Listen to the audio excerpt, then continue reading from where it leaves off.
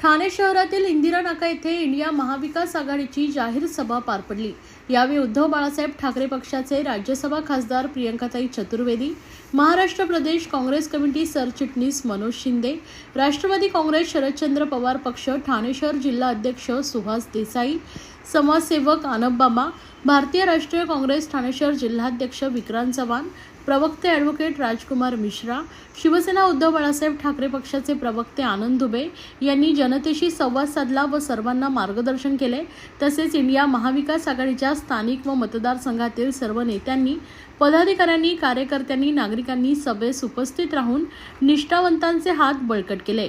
यावेळी मोठ्या संख्येने नागरिक उपस्थित होते। यावेळी सर्व नेते मंडळींनी नागरिकांना मार्गदर्शन केले। यावेळी प्रियंका चतुर्वेदींनी मोदींवर निशाणा साधलाय। त्याचबरोबर हमारे जो मुख्यमंत्री है वह गद्दारी से चुनकर मुख्यमंत्री बने हैं, मोदी जी की गारंटी एक चाइनीज खिलौना है असं वक्तव्य त्यांनी केलंय। तर त्यांनी म्हटलंय जो गद्दार है वह गद्दार है और इन गद्दारों को हराने की जिम्मेदारी आपकी है। चीज बताऊं, आपने चाइनीज खिलौने देखे? वो जो रंग बिरंगे होते हैं, उसमें लाइट आती है और आवाज अच्छी अच्छी आती है और हमारे बच्चे आकर्षित होते हैं, कहते हैं मम्मी मम्मी पापा पापा मुझे ये खरीद कर दो। आप उनको खरीद कर दे देते हैं क्योंकि सस्ता होता है, अच्छा दिख रहा है, लाइट आ रही है, साउंड आ रहा है, और 2 घंटे बाद वो खिलौना चलना बंद हो जाता है। ये इनकी जो मोदी जी की गारंटी है ना, ये वो चाइनीज खिलौना ही है।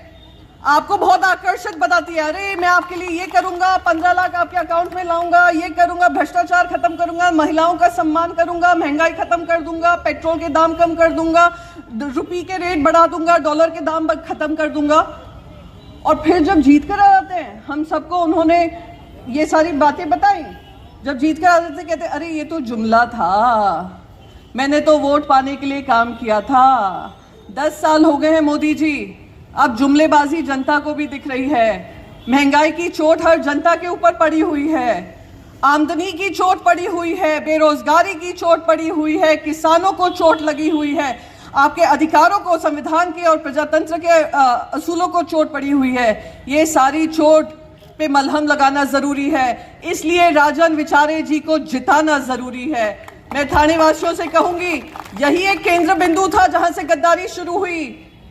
हम इस गद्दारी का हिस्सा ना बने, हम इन गद्दारों के साथ खड़े हुए ना दिखें। हमें राजन विचारे जी को जिताना है। ये धर्म की लड़ाई है, ये सत्य की लड़ाई है, ये न्याय की लड़ाई है, और थानेवासी ही उनको सत्य, न्याय और धर्म का पाठ सिखाएंगे। 20 तारीख को मुझे आप सबसे उम्मीद है। उनको दीवार की एक डायलॉग से तकलीफ हुई, तो मैं दीवार का एक और डायलॉग सुनाकर जाऊंगी आज। और क्योंकि आज मैं थाने में हूं, क्योंकि आज मैं एकनाथ शिंदे जी की कॉन्स्टिट्यूएंसी में हूं, इसलिए मैं बोलूंगी। दीवार में एक और डायलॉग था, 2 भाई आपस में खड़े होते हैं, वो कहते हैं मेरे पास ये है, वो है, फलाना है, ढिमका है। तो यहाँ पर एकनाथ शिंदे कहते हैं मेरे पास 50 खोखे हैं, मेरे पास लेक्सस गाड़ी है, मेरे पास हेलीकॉप्टर है, एरोप्लेन है, तुम्हारे पास क्या है राजन जी? तो राजन जी कहते हैं मेरे पास बाला साहेब ठाकरे जी के विचार हैं, मेरे पास धर्मवीर आनंद दीघे की शिक्षा है, और सबसे महत्वपूर्ण मेरे पास जनता का अपार आशीर्वाद है। जाइए इस डायलॉग को भी जाकर रोइए, हर चैनल पे जाकर बोलिए, मैं बोलूंगी और मुझे बोलने से कोई नहीं रोकेगा, क्योंकि जो गद्दार है वो गद्दार है, और गद्दार को हराने की जिम्मेदारी आप सभी की है। त्याचबरोबर शिवसेना उद्धव बाळासाहेब ठाकरे पक्षाचे प्रवक्ते आनंद दुबे यांनीही राज ठाकरेंवर निशाना साधलाय। राज ठाकरे जी जब उत्तर भारतीयों के खिलाफ बोलते हैं तो बड़ी पीड़ा होती है, तब लगता है बाला साहब जी ने उद्धव ठाकरे जी को शिवसेने की कमान सौंपकर अच्छा फैसला किया था असं वक्तव्य त्यांनी केलं आहे। तसेच त्याचबरोबर त्यांनी हमारा हिंदी भाषिक समाज और उत्तर भारतीय समाज बागी तो हो सकता है लेकिन कभी गद्दार नहीं हो सकता असंही वक्तव्य त्यांनी केलं आहे। आणि राज ठाकरे यांनी एकंदरीत मोदींवर निशाणा साधला है। आज बड़े साहब की एक बात बहुत याद आती है। विचारे साहब, बड़े साहब हमेशा कहते थे शिवसेना जात पात धर्म मानत नहीं, शिवसेना में कोई जात पात बंधन नहीं है। लेकिन दुख तब होता है जब उन्हीं के घर में पले बढ़े, उन्हीं के सलाह से जीवन जीने वाले राज ठाकरे जी हम हिंदी भाषी और उत्तर भारतीय साथियों का बार बार अपमान करते हैं, तो बड़ी पीड़ा होती है कि बाला साहब ठाकरे जी ने सही नेतृत्व चुना था। आदरणीय उद्धव ठाकरे जी को शिवसेना की कमान दी थी, न कि राज ठाकरे जी को दी थी। भारतीय भाई बहनों की पिटाई होती थी तो बीजेपी आके मरहम लगाती थी, कहती थी भैया घबराना नहीं, ये जो राज ठाकरे हैं उससे हम आपको बचाएंगे। बाद में मालूम पड़ा कि बीजेपी ही कहती थी पहले मारो और मैं आके मलहम लगाऊंगा, मतलब गंगाधर ही शक्तिमान निकला। अगर गंगाधर ही शक्तिमान है तो आप लोग भी एक वादा करिए, एक कसम खाइए, क्योंकि मैं हिंदी भाषी समाज और उत्तर भारतीय समाज को जानता हूं। एक बार विचारे साहब, यह समाज बागी तो हो सकता है लेकिन गद्दार नहीं हो सकता। गद्दारी हमारे खून में नहीं है।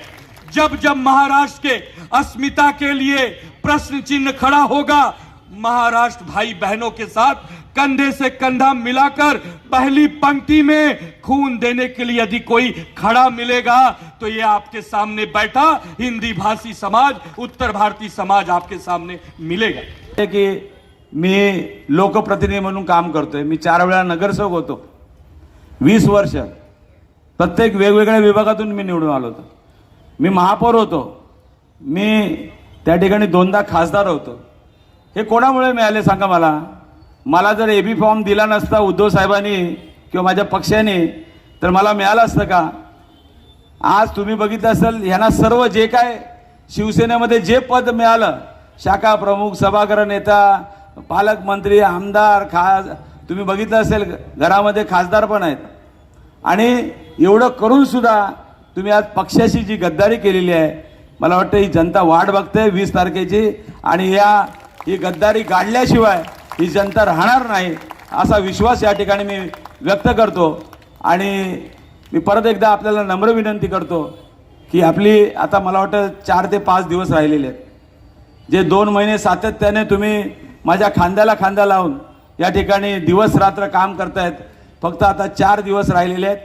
आणि नक्कीच आपण सर्वांच्या बरोबरीने या महाराष्ट्राचा एक इतिहास घडूया आणि या महाराष्ट्राला वाचूया असा विश्वास या ठिकाणी व्यक्त करतो। आणि परत मला विश्वास आहे की या ठाणे लोकसभेचा खासदार म्हणून मला 3ऱ्यांदा आपण निवडून द्याल। आणि निशाणी आहे मशाल, आणि मशाल ही नक्कीच क्रांती घडवणार आहे। फक्त आपण या ठिकाणी जास्तीत जास्त त्या ठिकाणी प्रयत्न करायचा आहे। मी आपल्याला सर्वांना धन्यवाद देतो।